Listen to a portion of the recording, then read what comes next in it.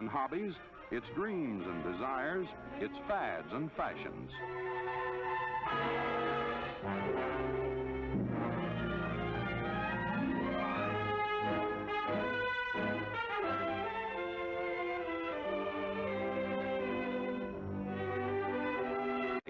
Pictures, too, must be formed into metal for printing.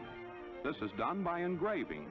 The original illustration, photographed through a fine screen, is broken down into dots.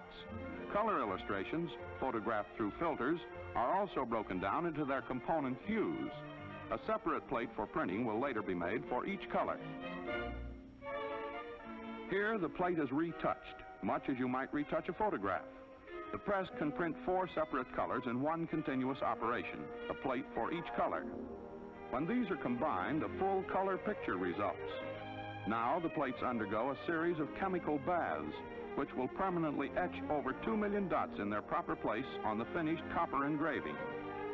In dark areas of the illustration, which will later appear on this plate, the dots are larger. In light areas, they are smaller.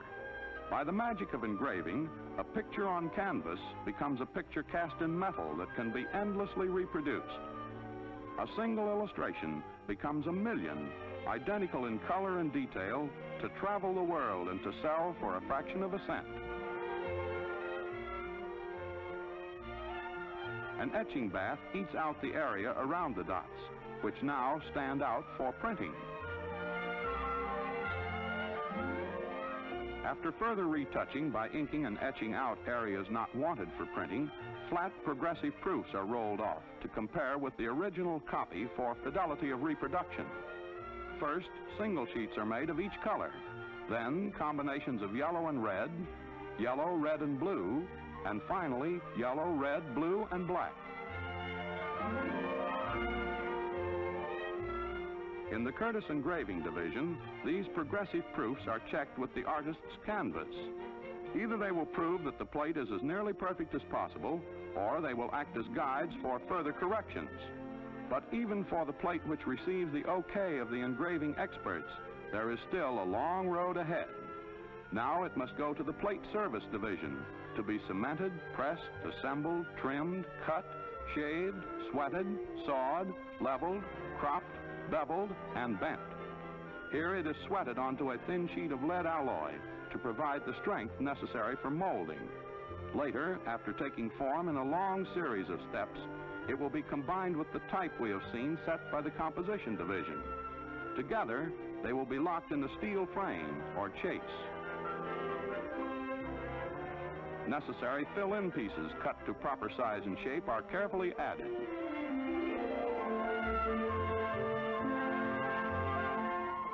Plates must be hand-tooled to remove excess shoulders and to soften highlight edges.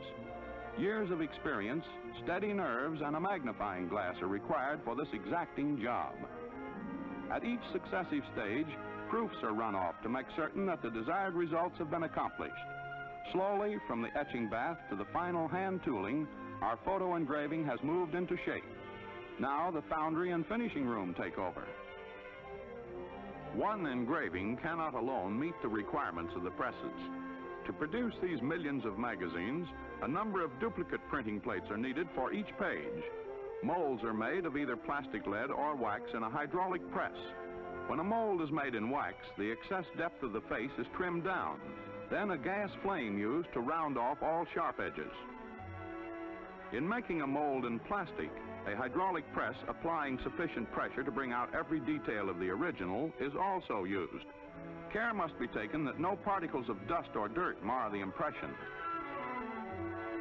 After a spraying of silver, our shell goes into a plating tank of nickel sulfate, which deposits a long-wearing nickel surface on the face of the mold.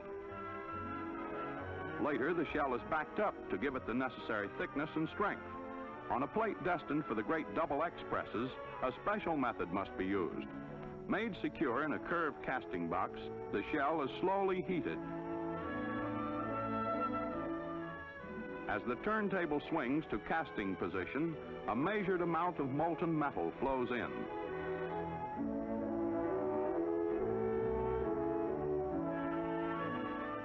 Out of the casting box comes the new plate to undergo still another series of refinements. Duplex cutters remove the rough sides of the curved plate. Then precision machines and skilled men remove any unevenness on its surface. It's a long way from the time an illustration starts to the engravers to the time that a finished plate, measured and found perfect, is declared ready for the press. To make certain that a bright and rapid river flows constantly to the thirsty presses, 17,000 square feet in the Curtiss plant are devoted to the storage of ink. More than 300 colors are available, but even these are often not enough to match every hue conceived by the artist. When a special shade is required, it is compounded in a unique mill by color experts. Forced between heavy steel rollers, the pigments are carefully blended. 25,000 pounds of ink are mixed every week to capture an amazing range of subtle shades.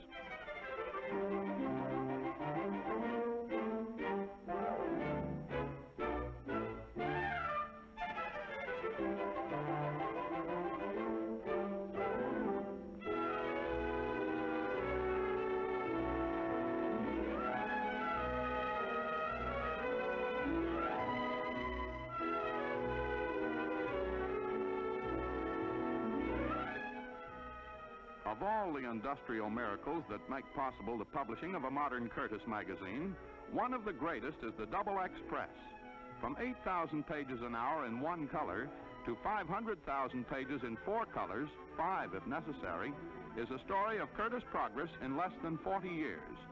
Here, the jaws of the vast press swing open to receive printing plates. If color after color is not printed on the speeding ribbon of paper in exact alignment, the finished product will appear blurred.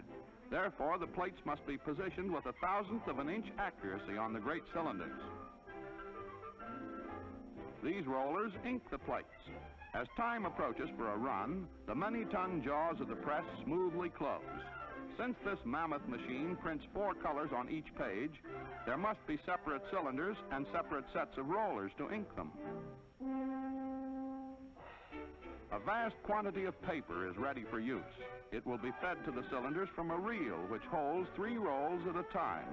When one has been used, it is automatically replaced with a full roll without even slowing down the speeding press.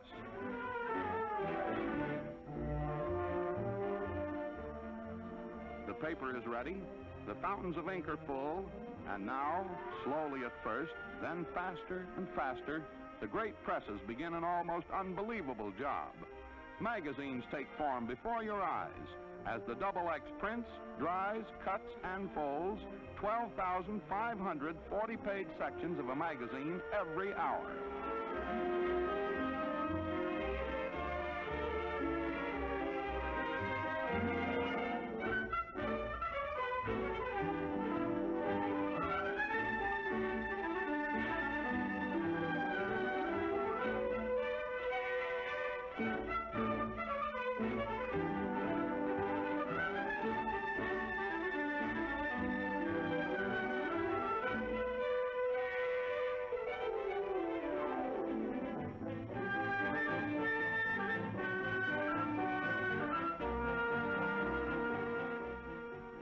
With the persistence of ocean waves, the completely printed pages roll off the end of the press.